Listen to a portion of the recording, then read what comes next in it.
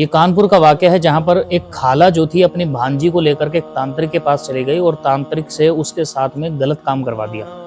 और उसका वीडियो भी बना करके तैयार कर लिया और उसके बाद में ब्लैकमेल किया अपनी खुद की भांजी को, अपनी खुद की बहन की बेटी को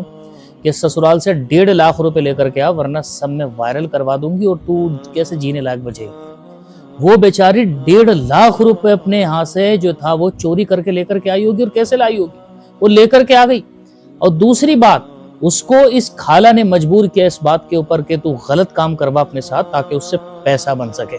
इस बात के ऊपर भी मजबूर कर दिया। लेकिन फिर ये बातें जो थी जब इतनी आगे तक बढ़ गई धीरे धीरे तो फिर ये बातें खुल गई, उसके पति को भी पता चल गया और उसके बाद में केस हो गया उसके ऊपर और अब जो भी कुछ होना आगे की कार्रवाई जारी है। मैं एक बात सारे मुसलमानों से ये बात कहना चाहता हूँ, मेरे भाइयों,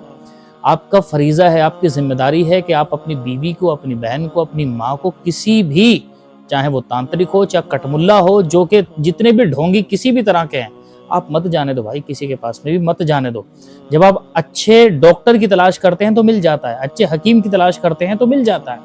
ऐसे ही जब आप अच्छे आमिल की तलाश करेंगे तो आपको मिल जाएगा जो आपके खुद के जाने से, सिर्फ आप मर्द हैं, आपके खुद के जाने से आपके घर में अगर कुछ बंदिशें होंगी, कुछ कराया हुआ होगा, कुछ दिक्कतें होंगी तो वो चीजें दूर हो जाती हैं। उसमें औरतों को इन्वॉल्व होने की जरूरत ही नहीं होती है, लेकिन उसके बावजूद भी